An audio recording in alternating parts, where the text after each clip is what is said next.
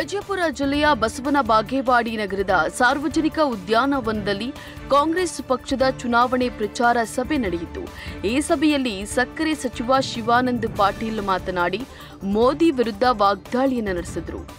ಅಚ್ಚೆ ದಿನ ಬಂತ, ರಾಜ್ಯಕ್ಕೆ ಬರಬೇಕಾದ ತೆರಿಗೆ ಹಣ ಬಂದಿಲ್ಲ, ದೇಶದ ರೈತರ ಖಾತೆಗೆ 15 ಲಕ್ಷ ಹಾಕ್ತೀನಿ ಅಂದ್ರು, ಯಾರಿಗಾದ್ರೂ 15 ರೂಪಾಯಿ ಆದ್ರೂ ಬಂತ, 15 ಪೈಸಾನೂ ಬಂದಿಲ್ಲ, ವರ್ಷಕ್ಕೆ 2 ಕೋಟಿ ಉದ್ಯೋಗ ಕೊಡ್ತೀವಿ ಅಂತ ಹೇಳಿದ್ರು, ಕೊಟ್ರ? ಬಿಜೆಪಿಯವರು ಸುಳ್ಳು ಹೇಳಿ ಕೋಮು ಗಲಭೆ ಸೃಷ್ಟಿ ಮಾಡಿ ಜಾತಿ ಮಧ್ಯೆ ಜಗಳವನ್ನ ಹಚ್ಚುತ್ತಾರೆ. ಹಿಂದೂ ಮುಸ್ಲಿಂ ಮಧ್ಯೆ ಜಾತಿಯ ವಿಷಬೀಜ ಬಿತ್ತಿ ಇವತ್ತು ದೇಶದಲ್ಲಿ ಕೊಲೆಗಳು ಆಗ್ತಿವೆ.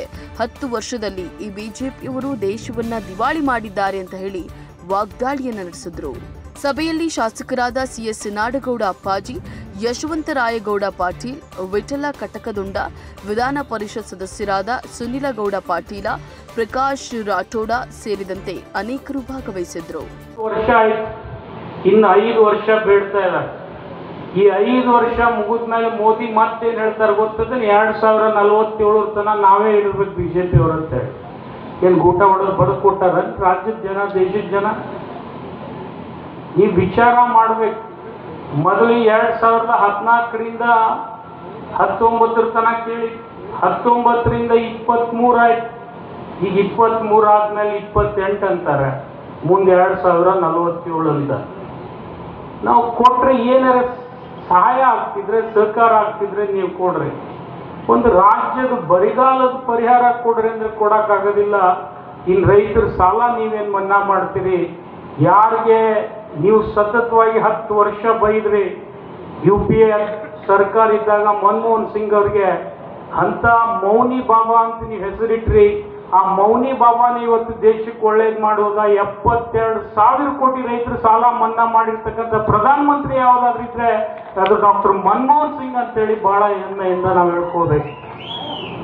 ನೀವು ಮೋದಿಯವ್ರ ಚಪ್ಪನಿ ಛಾತಿ ನೋಡಿ ಏನ್ ಮಾಡೋದು? ರೊಕ್ಕನೇ ಹೊಂಡಂಗಿಲ್ಲ ಅದ್ರ ಹೊಂಡ್ದವನ್. ಇವತ್ತು ಬರೀ ಇಂಥ ಸುಳ್ಳು ಹೇಳಿ 10 ವರ್ಷ ಕಳೆದ್ರು. ಎಣಿಸ್ತೀರೇನೆ ಎಂದರೆ 4,30,000 ಕೋಟಿ ಒಯ್ದಾಗ ಒಂದು 37,000 ಕೋಟಿ ಕೊಡ್ರತ್ತಿ ಪುಣ್ಯಾತ್ಮಗಳಿಗೆ ಜೋಳಿಗೆ ಹಾಕಿದ್ರೆ ಇವ್ರು ನೀವು ತಡ ಮಾಡಿ ಭಿಕ್ಷಾ ಬೇಡಿರಿ ಅಂತ ಹೇಳ್ತಾರೆ. ನಾವು ಅಂದ್ರೆ ತಡ ಮಾಡಿ ನೀವು ಅರ್ಜಿ ಕೊಟ್ಟಿರಿ ಅಂತ ಹೇಳುದು. ಅದು ಯಾರು ಹೇಳಿದವ್ರು ಅಂದ್ರೆ ನಮ್ಮ ಕರ್ನಾಟಕದ ಆರ್ಥಿಕ ಸಚಿವೆ ನಿರ್ಮಲಾ ಸೀತಾರಾಮನ್. ಆ ಹೆಣ್ಮಗಳಿಗೆ ಹೆಣ್ಣತನ ಇದೋ ಇಲ್ಲೋ ನನಗಂತೂ ನೋವು ಅನ್ನಿಸ್ತದೆ ಇವತ್ತು ಹೇಳಬೇಕು. ಏನ್ ಹೇಳ್ತಾರೆ? ಬರಗಾಲದ ಪರಿಹಾರ ಕೇಳಲಿಕ್ಕೆ ಹೋದಾಗೆ ನೀವು 52,000 ಕೋಟಿ ಅಲ್ಲಿ ಕೂತಾರಲ್ಲ ಹೆಣ್ಮಕ್ಳಿಗೆ ಕೊಟ್ಟಿರಿ, ಅದಕ್ಕೆ ನಿಮಗೆ ದಿವಾಳಿತನ ಬಂದದ ಅಂತ ಹೇಳಿದ್ರು. ಬಂದದನ್ನ ನಾನು ನಿಮ್ಗೆ ಕೇಳ್ತೀನಿ. ಇದೇ ಕುಮಾರಸ್ವಾಮಿ ಹೇಳಿದ್ರು 2,000 ರೂಪಾಯಿ ಹೆಣ್ಮಕ್ಳಿಗೆ ಕೊಟ್ರೆ ಅವ್ರು ದಾರಿ ತಪ್ತಾರಂತೆ. ನಿಮ್ಮ ಮಗಳಿಗೆ 20 ಲಕ್ಷ ಕೋಟಿ ಕೊಟ್ಟರು ದಾರಿ ತಪ್ಪಿಲ್ಲ. ಇನ್ನು ಇವ್ರು 2,000 ರೂಪಾಯಿದಾಗ ಏನ್ ತಪ್ತಾರೆ? ನೀವು ಹೇಳ್ರಿ ನೋಡ.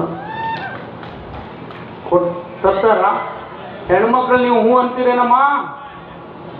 2,000 ರೂಪಾಯಿದಿಂದ ನಿಮ್ಮ ಮನೆ ನಡೀತದ ಇಲ್ಲೋ?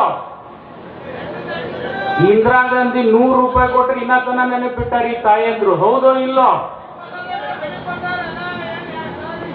ಏನು ಈ ರೀತಿ ನಮ್ಮ ಕರ್ನಾಟಕದ ಸಚಿವರಾಗಿರ್ತಕ್ಕಂಥ ನಿರ್ಮಲಾ ಸೀತಾರಾಮನ್ ಅವ್ರು ಹಿಂಗೆ ಹೇಳ್ತಾರಂದ್ರೆ ಎಷ್ಟು ನೋವಿನ ಸಂಖ್ಯೆ ಇರಬೇಕು. 4,30,000 ಕೋಟಿ ಕೊಡುವುದ್ರ ಜೊತೆಗೆ ಇಡೀ ದೇಶದೊಳಗೆ ದೇಶಕ್ಕೆ ಅತಿ ಹೆಚ್ಚಿನ ಟ್ಯಾಕ್ಸ್ ಕೊಡ್ತಕ್ಕಂಥ 2ನೇ ರಾಜ್ಯ ಯಾವುದಾದ್ರಿದ್ರೆ ಅದು ಕರ್ನಾಟಕ ಅಂತೇಳಿ ಬಹಳ ಹೆಮ್ಮೆಯಿಂದ ನಾವು ಹೇಳ್ಕೊಳ್ತೀವಿ. ಹಿಂದೆ ಬರೋದ ಅಂತ ಹೇಳ್ತಾರ ಅವ್ರು, ಹೌದಾ ಇಲ್ಲ? ನಿಮಗೆ ಹೇಳಿಲ್ಲ ಅವ್ರು, ನಮಗೆ ಹೇಳ್ಯಾರ ನಿಮಗೂ. ಅದು ನಿಮಗೆಲ್ಲ ಹೆಣ್ಮಕ್ಳು ಮುಂದೆ ಹೇಳ್ಬಾರ್ದು, ಎಲ್ಲಿ ಬರ್ದೋದತ್ತವ ಹೇಳ್ಯಾರ ನೋಡಿ. ಇವತ್ತು ಅವ್ರ ಹಣೆ ಬಾರ ಚಲೋ ಇರ್ಬೋದು, ಆದ್ರೆ ನಮ್ಮ ಹಣೆ ಬಾರ ಅಂತ ಹದಗೆಟ್ಟು ಹೋಗ್ಯದ ಇವತ್ತು. ಇವ್ರನ್ನ ಮಾಡಬಾರ್ದು ಮಾಡಿ ಇವತ್ತು ಒಂದು ದಿವಸ ನಮ್ಮ ಬರಗಾಲದ ಬಗ್ಗೆ ಮಾತಾಡೋದಿಲ್ಲ, ನಮ್ಮ ನೀರಿನ ಬಗ್ಗೆ ಮಾತಾಡೋದಿಲ್ಲ, ನಮ್ಮ ನೆಲದ ಬಗ್ಗೆ ಮಾತಾಡೋದಿಲ್ಲ. ಇವತ್ತು ನಿಮ್ಗೆ ಗೊತ್ತಿದೆ, ಬರೇ ಈಗ ತಾನೇ MP ಪಾಟೀಲ್ ಹೇಳಿದ್ರು, ಒಂದು ಗೆಜೆಟ್ ನೋಟಿಫಿಕೇಶನ್ ಆದ್ರೆ ಇಡೀ ಬಾಗಲಕೋಟೆ ಬಿಜಾಪುರ ಬಂಜರ್ ಭೂಮಿ ಹೋಗಿ ಬಂಗಾರದ ಕಡ್ಡಿ ಆಗ್ತದೆ ಅಂದ್ರೆ ಅದು ತಪ್ಪಾಗ್ಲಿಕ್ಕಿಲ್ಲ ಅಂತ ನಾವು ಹೇಳಬೇಕಾಗ್ತದೆ. ಅಂತ ಒಂದು ಸುವರ್ಣ ಅವಕಾಶ ನಿಮ್ ಕಣ್ಣೆದುರಿಗಿದ್ರೆ ಒಂದು ದಿವಸ ಧ್ವನಿ ಎತ್ತಿ ಲೋಕಸಭೆಯಲ್ಲಿ ಈ ಇಬ್ರು ಮಾತನಾಡಲಿಲ್ಲ, ಗದ್ದಿಗೌಡರು, ಜಿಗ್ಜಿನಿ ಸಾಹೇಬ್. ನನಗೆ ನೋವಿಲ್ಲ ಅವ್ರು ಮಾತನಾಡಲಿಲ್ಲ ಅಂದ್ರೆ, ಆದ್ರೆ ಅವ್ರಿಗೆ ಒಂದು ತಪ್ಪು ತಿಳುವಳಿಕೆ ಅದ. ನಮ್ ಗೋಳಗು ಮುಟ್ಕಿದ್ದಷ್ಟು ಬುದ್ಧಿನೂ ಅವ್ರಿಗಿಲ್ಲ. ಇದು 1 ಸಾರ್ತಿ ಓದಿದ್ರೆ 5 ಸಾರ್ತಿ ಒಯ್ಯತ್ತದ ಮಗನ್. ಇವ್ರು 50 ಸಾರ್ತಿ ಕಿಂಗಾರಿ ಓದಿದ್ರು ಇವ್ರೇನಾದ್ರು ಕಣ್ಣು ತೆರೆಯಂಗಿಲ್ಲ. ಇದು ಆಗ್ಬಾರ್ದು, ಇದನ್ನ ಮಾಡಬಾರ್ದಂತಂದ್ರೆ ನೀವು ಬದಲಾವಣೆ ಗಾಳಿಯನ್ನ ಬೀಸಿಸ್ಬೇಕು.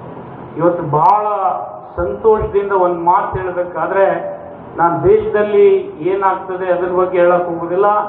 ಕರ್ನಾಟಕದಲ್ಲಿ 28ರಲ್ಲಿ ಈ ಸರ್ತಿ ಕಾಂಗ್ರೆಸ್ ಪಕ್ಷ 20 ಸೀಟ್ ಗೆದ್ದು ತೋರಿಸ್ತದೆ ಅಂದ್ರೆ ಅದು ತಪ್ಪಾಗ್ಲಿಕ್ಕಿಲ್ಲ ಅಂತ ನಾನು ಹೇಳಬೇಕಾಗ್ತದೆ.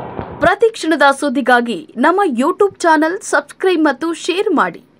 ಧರ್ಮಯುದ್ಧ ನ್ಯೂಸ್ ಕನ್ನಡ, ನಿಮ್ಮ ನಂಬಿಕೆಯ ಮಾಧ್ಯಮ.